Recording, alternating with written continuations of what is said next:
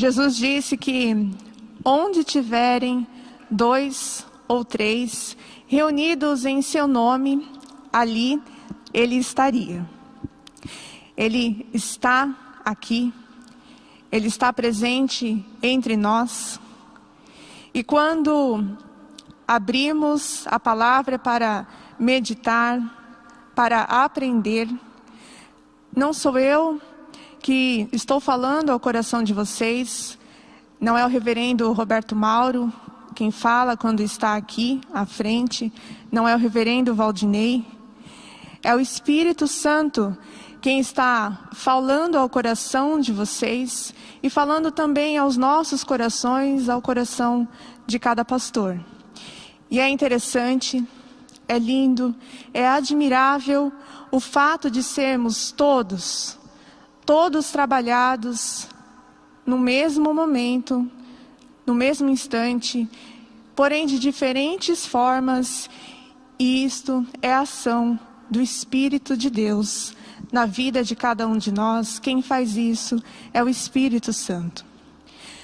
Quando os princípios e os valores de Deus são expostos, o que se espera é submissão e obediência de todos aqueles que são discípulos de Deus. Ou seja, mulheres e homens que compreenderam verdadeiramente aquilo que aconteceu na cruz e se renderam ao amor de Deus, amor oferecido na cruz, na pessoa de Jesus Cristo. E então, estes homens, estas mulheres se tornaram na história seguidores de Jesus, imitadores de Jesus. E quando estes escutam que Jesus tem algo para dizer, que Jesus tem algo para ensinar a cada um de nós, os seus seguidores param tudo o que estão fazendo, e então abrem bem os seus ouvidos, as suas mentes e corações, porque verdadeiramente anseiam, desejam aquilo que Jesus tem para dizer, para ensinar. Você tem esse compromisso com Jesus Cristo? Esse compromisso com os ensinamentos de Jesus? Como você tem refletido na palavra de Deus? Você tem refletido a partir do seu próprio entendimento, a partir da sua vontade, a partir do entendimento que você tem do mundo? Efetivamente, o que significa ser discípulo de Jesus?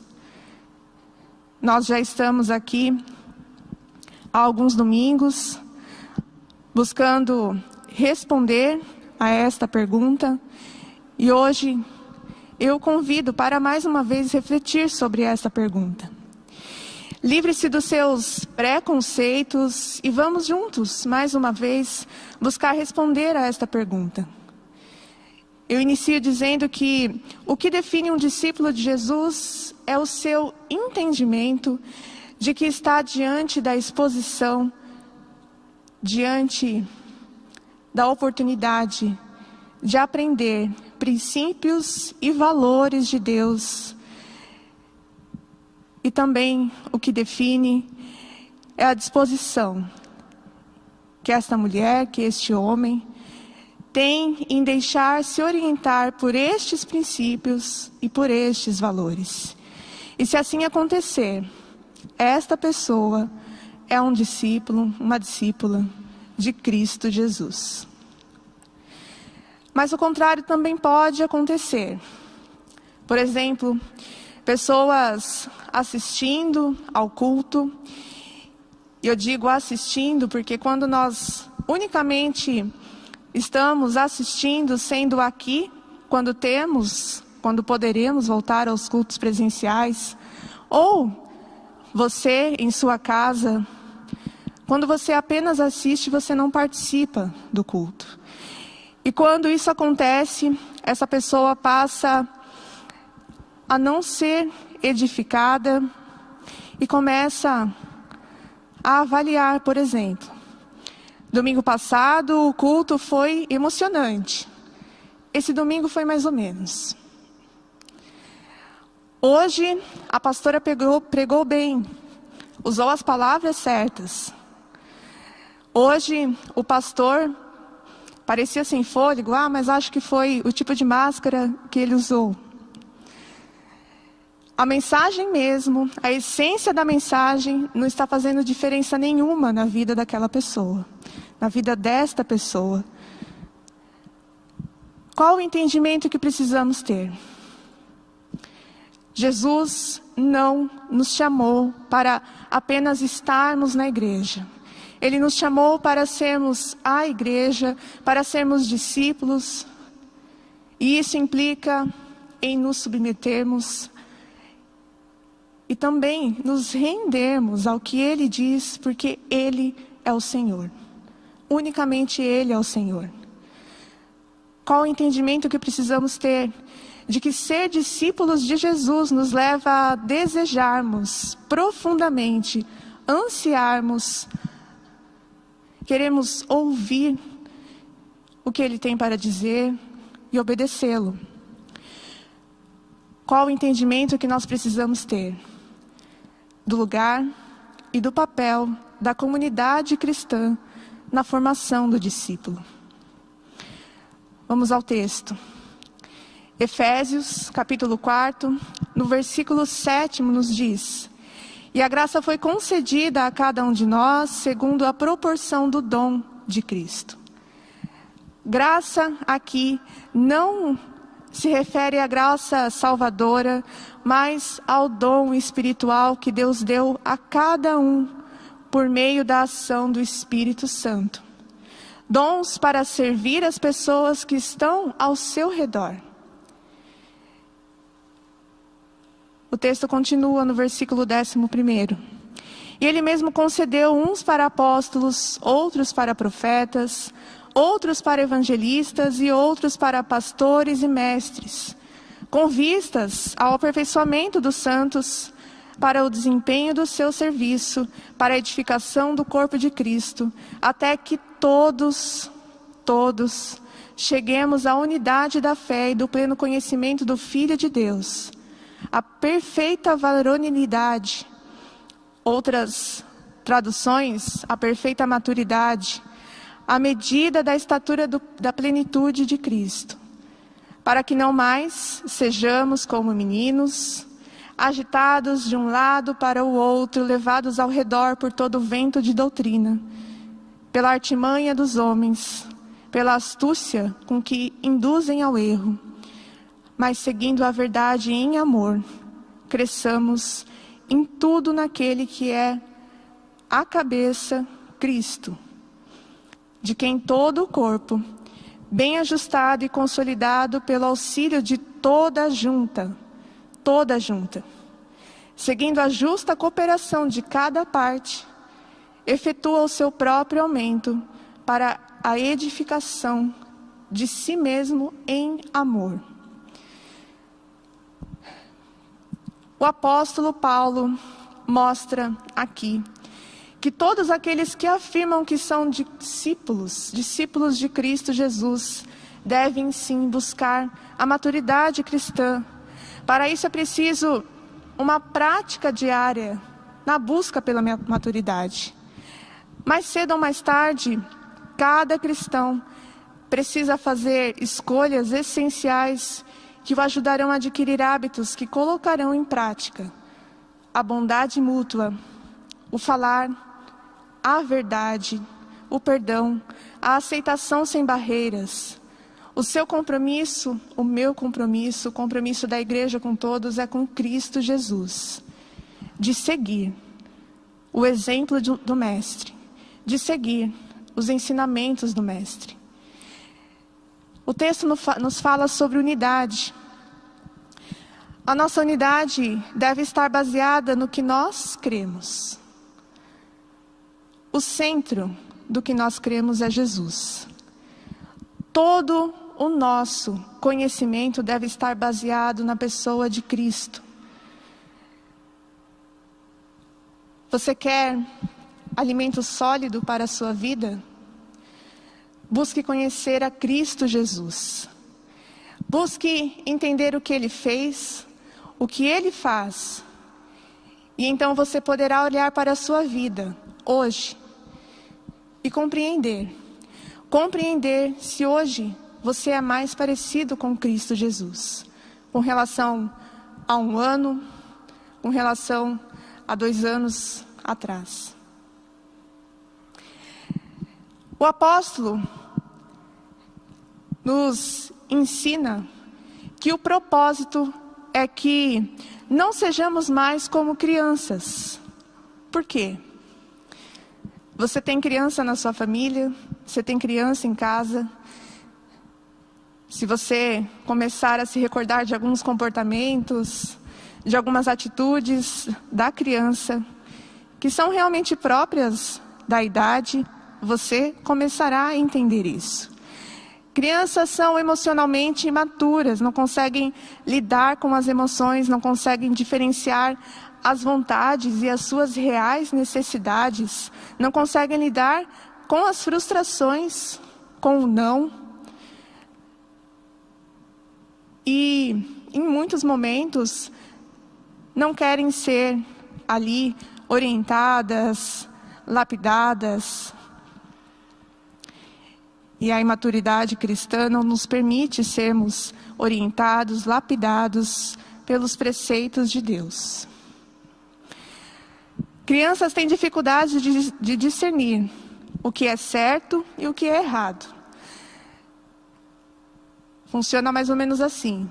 Você viu a criança fazendo algo errado, você a chama, explica por que é errado, mostra a consequência desse erro. E aí, quando ela sai daqui, do ensinamento que você acabou de trazer para ela, passa alguns instantes, de repente algumas horas, você olha, ela está ali novamente fazendo aquilo. Ela está num processo ainda de realmente conseguir discernir o certo e o errado. Discípulos de Jesus aprendem com a palavra o que é certo, o que é errado, e não desejam mais fazer o errado, e sim o que é bom, perfeito, e aquilo que é agradável a Deus. Eu não aprendo hoje aqui e amanhã saio fazendo o errado. Eu aprendi, eu tenho consciência, entendimento, compreensão do erro. Amanhã eu vou evitar, eu não vou errar, eu vou olhar para o meu alvo, que é Cristo Jesus.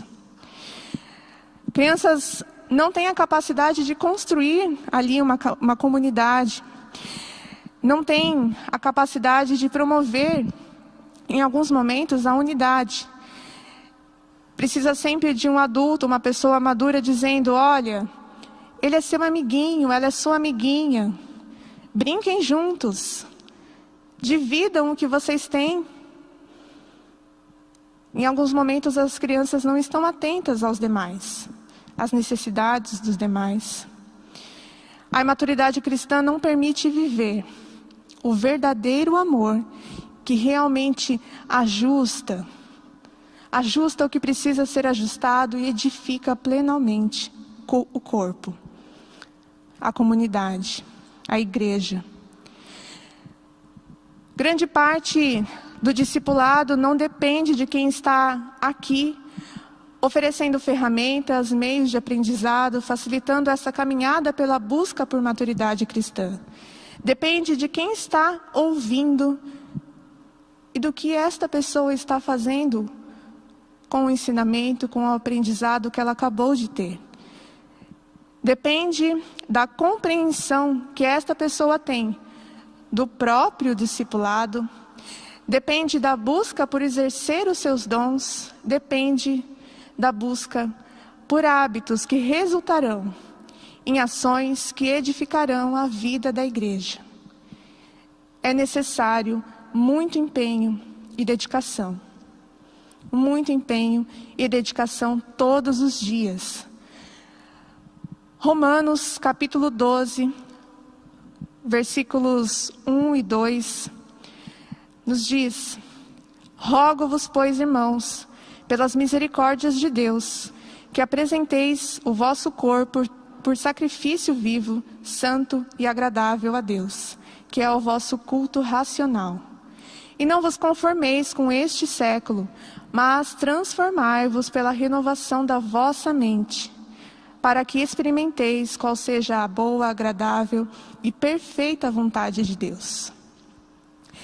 Repare que aqui, em primeiro lugar, Paulo insere a ordem de sermos transformados no chamado para a adoração. Devemos oferecer sacrifícios, devemos adorar a Deus, adorar ao nosso Deus vivo, com verdade e com vida.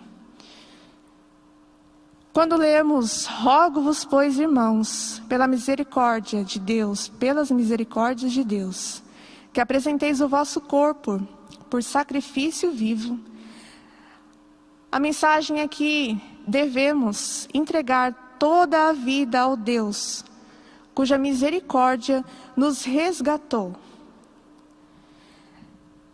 Com isso, com todos os discípulos, fazendo isso, teremos a reunião do louvor dos filhos e filhas de Deus. Teremos a reunião do louvor dos filhos e filhas de Deus. Muitos enganam-se ao pensar que, uma vez em Cristo e cheio do Espírito, a nova vida virá sem grandes esforços, sem empenho.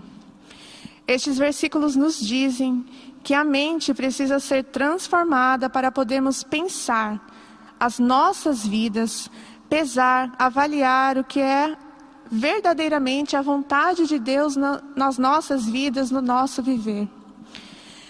Para o apóstolo Paulo, a mente é o centro do caráter cristão e por isso, o que é bom, o que é perfeito, o que é agradável, resulta de pensamento, de reflexão, de avaliação.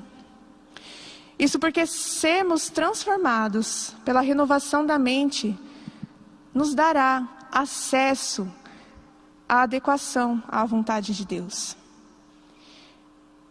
Isso mostrará em nossas vidas o que é bom, o que é perfeito, o que é agradável a Deus. Quanto mais maturidade cristã você alcançar, mais claro, preciso e também cuidadoso você será com a sua forma de pensar, de avaliar o seu viver, os seus comportamentos, os seus hábitos. E você se empenhará a adquirir hábitos que te ajudarão, te auxiliarão nesta caminhada. Estes hábitos, segundo N.T. Wright, no seu livro Eu Creio e Agora, estes hábitos estão alicerçados na fé, esperança e amor. Para Paulo, fé, esperança e amor foram concedidos pelo Espírito Santo e é possível viver por eles. Então, viva, desenvolva deliberadamente a vida de fé que em Cristo e por meio da ação do Espírito Santo você já possui. É maravilhoso que Deus seja tudo em todos, como nos diz 1 Coríntios 15, 28. Porque só assim poderemos refletir a imagem divina e seremos renovados em conhecimento, como diz Efésios capítulo 4. Cresceremos em tudo naquele que é a cabeça, Cristo. No Evangelho de Mateus, capítulo 16, versículo 24, nós encontramos ali as exigências do discipulado.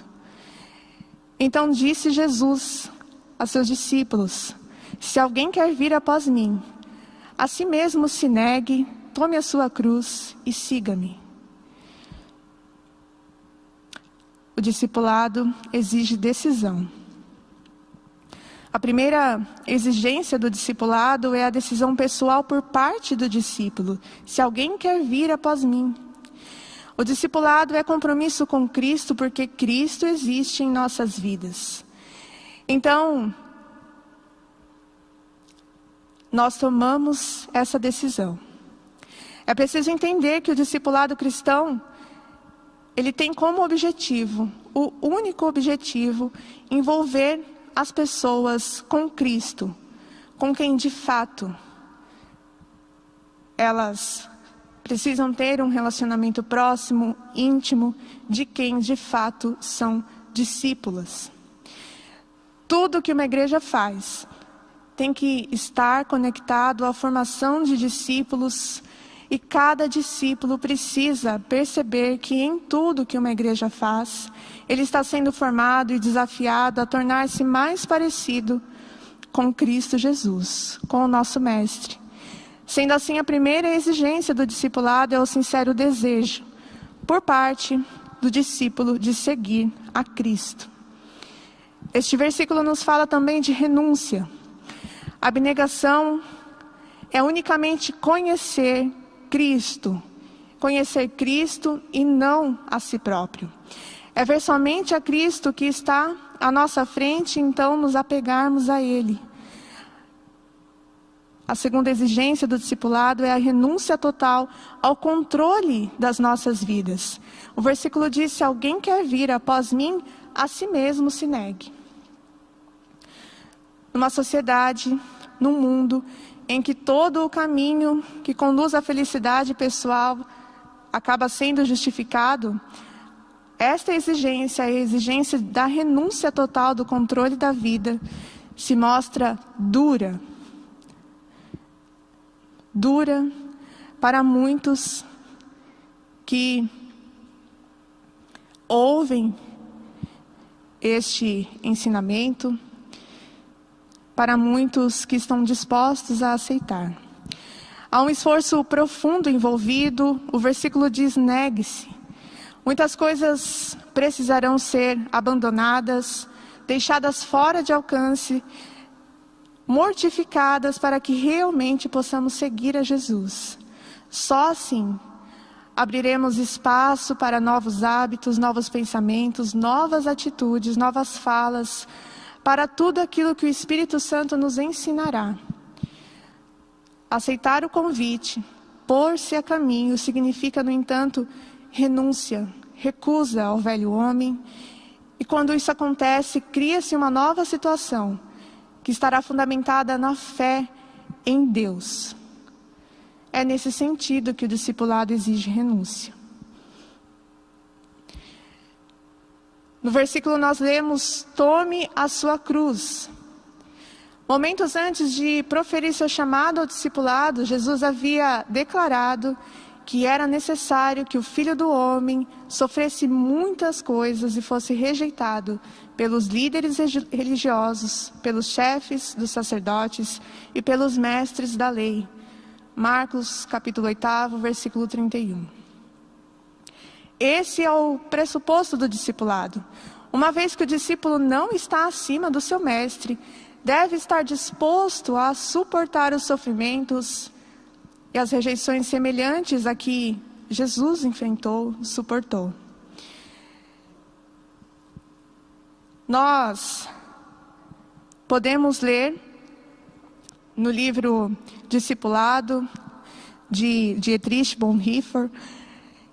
Ali ele afirma que quem não quiser tomar a sua cruz, quem não quiser expor a sua vida ao sofrimento e à rejeição por parte dos seres humanos, perde a comunhão com Cristo e não é seu discípulo.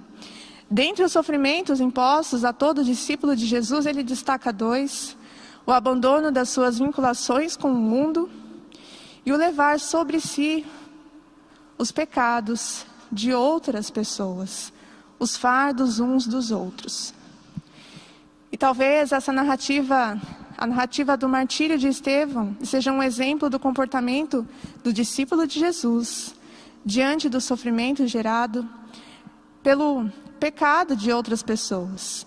De acordo com Lucas, enquanto o apedrejavam, Estevão intercedeu ao Senhor Jesus em favor de seus agressores. Atos capítulo 7, versículo 60 diz: Senhor, não os considerem culpados deste pecado. Senhor, não os considerem culpados deste pecado. O discipulado exige também obediência. O segue-me de Jesus requer obediência, a disciplina necessária para desistir dos desejos e dos planos próprios para então atender à vontade de Deus. O problema denunciado por Jesus é a incoerência entre a confissão e a prática. Quando Jesus exige do jovem rico que ele se torne voluntariamente pobre, este se viu ali diante de uma escolha de obedecer ou não obedecer, quando na verdade aquele era um chamado. E a única coisa que se exigia era que confiasse totalmente na palavra de Jesus e considerasse aquela palavra terra mais firme do que qualquer segurança do mundo. Porém, quando ouvimos o chamado, nós tomamos algumas decisões e aí nos iludimos, achando que estamos em total obediência a Deus. E quando Jesus diz para fora dos seus antigos hábitos, dos seus antigos comportamentos, daquilo que não está de acordo com os meus ensinamentos, nós permanecemos ali, como se no íntimo estivéssemos obedecendo e tivéssemos deixado a velha vida. O que nós devemos sempre lembrar é que Jesus não pode ser o nosso Senhor sem a nossa obediência. Se Ele não é o nosso Senhor, não pertencemos a Ele. Concluindo, a nova vida é a vida em Cristo. Se você deseja viver esta nova vida, abra os seus ouvidos, abra sua mente, abra o seu coração. Dedique-se ao aprendizado da palavra de Deus. O que nós falamos aqui não é sobre ser bom o suficiente para Deus, mas é sobre confiar na graça de Deus que está presente na sua vida. Busque a presença de Jesus e se entregue unicamente a Ele para um relacionamento íntimo e transformador, verdadeiramente transformador. E saiba que este momento, que cada momento da sua vida, cada momento vivido na comunidade cristã, é uma oportunidade de crescimento para aprofundar o caráter e demonstrar amor. Amor e dependência de Deus. Ou seja, seguir o discipulado ensinado por Jesus. Fé, esperança e amor. Esse é o caminho. O que vai permitir que a fé e a esperança sejam permanentes em sua vida é o amor. Os dois últimos versículos de Efésios, capítulo 4, os dois últimos versículos que lemos, nos dizem: mas, seguindo a verdade em amor, cresçamos em tudo naquele que é a cabeça, Cristo, de quem todo o corpo bem ajustado, e consolidado pelo auxílio de toda a junta, segundo a justa cooperação de cada parte, efetua o próprio aumento para a edificação de si mesmo em amor. A palavra de Deus diz que o amor é o vínculo da perfeição. Esse é o caminho para atendermos ao propósito do discipulado, para exercermos os nossos dons e assim sermos todos edificados para a honra e glória do nosso Deus. Que Deus assim nos abençoe. Amém.